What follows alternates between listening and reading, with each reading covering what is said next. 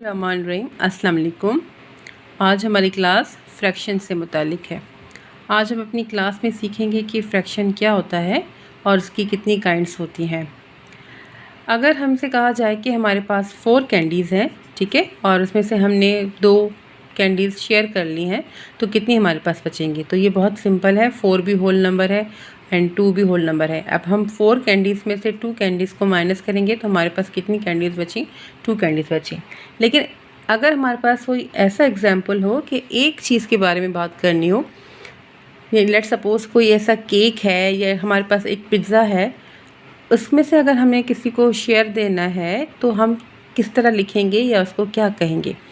अब देखिए, late suppose हमारे पास एक केक है, ठीक है। अब इस केक में से अगर हमने एक क्वार्टर, एक हिस्सा हमने शेयर किया अपनी फ्रेंड के साथ, तो हम इसको किस तरह लिखेंगे।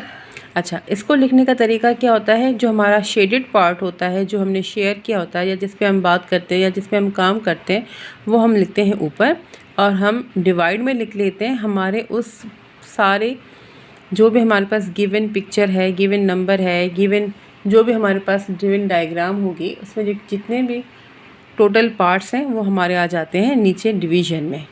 ये दोनों कहलाती हैं टर्म्स। इसकी ऊपर वाली टर्म कहलाती है न्यूमरेटर और जो नीचे वाली टर्म है उसको हम कहते हैं डिनोमिनेटर, ठीक है। फ्रैक्शन क्या हो गया, फ्रैक्शन हो गया एक किसी भी एक चीज़, किसी भी एक होल का पार्ट, यानी पार्ट ऑफ अ होल, यानी एक कोई भी एक पार्ट, 2, 3 कितने भी पार्ट हो सकते हैं, उसके पार्ट्स हो सकते हैं, किसी भी एक चीज़ का, एक सारी चीज़ का कोई भी एक पार्ट, उसको हम कहते हैं फ्रैक्शन। इसको लिखा किस तरह जाता है, इस तरह लिखा जाता है, ठीक है। इसको हम करते हैं 1/4 या 1/4। अब ये दोनों टर्म्स कहलाती हैं, ऊपर वाली टर्म्स हमारी कहलाती है न्यूमरेटर और नीचे वाली कहती है डिनोमिनेटर कहलाती है, ठीक है। अब आ जाते हैं हम इसके काइंड्स पे। अब फ्रैक्शन की 4 मेजर काइंड्स हैं। इसके जो काइंड्स हैं वो कहलाते हैं, पहला जो हमारे पास होता है वो होता है प्रॉपर फ्रैक्शन, ठीक है।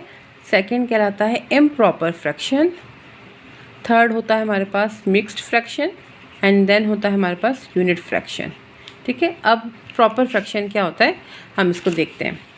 अब देखिए, जिस तरह यहाँ पर एक एग्जांपल है कि हमारे पास जिस पे हम काम करते हैं, जो हमने खाया होता है या जो हिस्सा शेडेड होता है जिसकी हम बात कर रहे होते हैं, वो हम ऊपर लिखते हैं और नीचे क्या लिखते हैं, टोटल हिस्से लिखते हैं।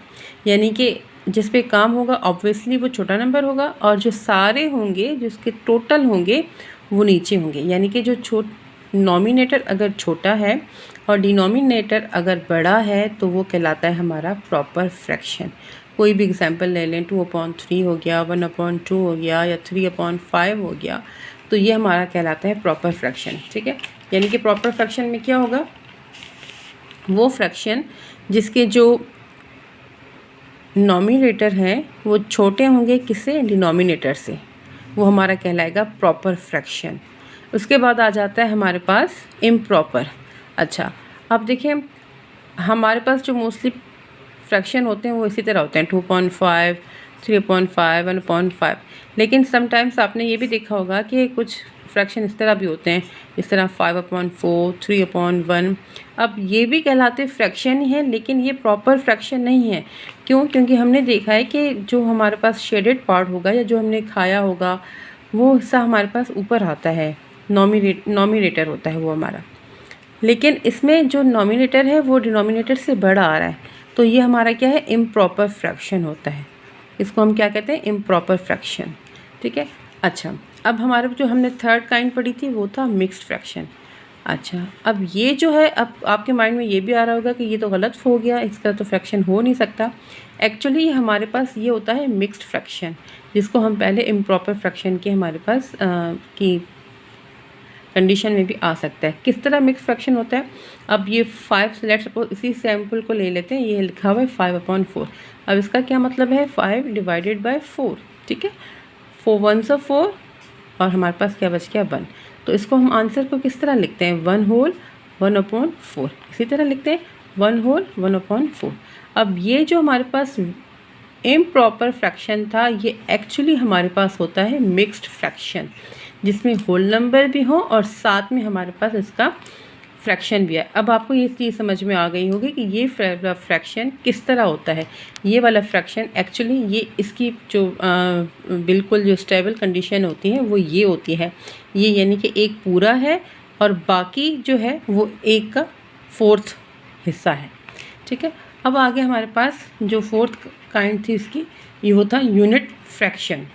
अब यूनिट फ्रैक्शन हमारे पास क्या होता है, लेट्स सपोज मैं आप कह रही हूँ 3/3, इट मीन्स कोई भी आप डायग्राम ले लें, जिस तरह ये है हमारे पास।